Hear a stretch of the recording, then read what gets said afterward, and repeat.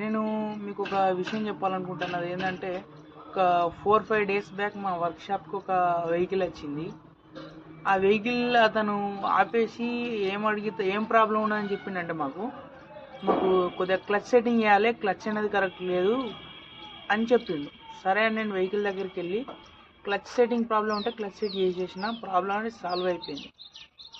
అయితే అతను వెహికల్ మళ్ళీ స్టార్ట్ చేసి నేను రివర్స్ గేర్ వేస్తే వెహికల్ వెనక్కి వెళ్ళట్లేదు ముందుకు వెళ్తుందని ఒక విచిత్రమైన కంప్లైంట్ చెప్పిండు వెహికల్ గురించి. నేను ఆశ్చర్యపోయి ఆయనను వెహికల్ దిగమని చెప్పేసి నేను వెహికల్ ఎక్కి స్టార్ట్ చేసి నేను రివర్స్ గేర్ వేసి వెహికల్ మూవ్ చేస్తే వెహికల్ రివర్సే వెళ్తుంది. సో తర్వాత నేను అతనితోటి మాట్లాడేటప్పుడు నాకు అర్థమైన విషయం ఏంటంటే, అతను నాకు 2 అడుగులు దూరం ఉండి మాట్లాడినా కూడా నా దగ్గరికి స్మెల్ వస్తుంది. అది ఏంటి స్మెల్ అంటే మందు, విపరీతమైన మందు తాగున్నాడు అతను. సో ఆయన ఏ గేర్ ఎత్తాడో ఆయనకే తెలుస్తలేదు.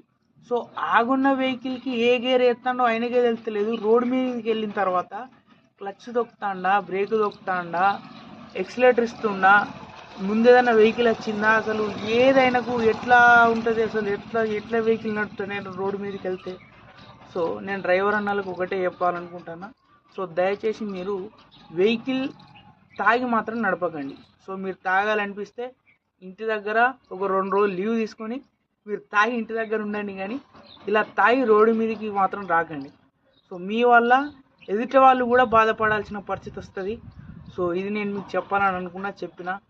సో నన్ను తప్పుగా అర్థం చేసుకోకండి.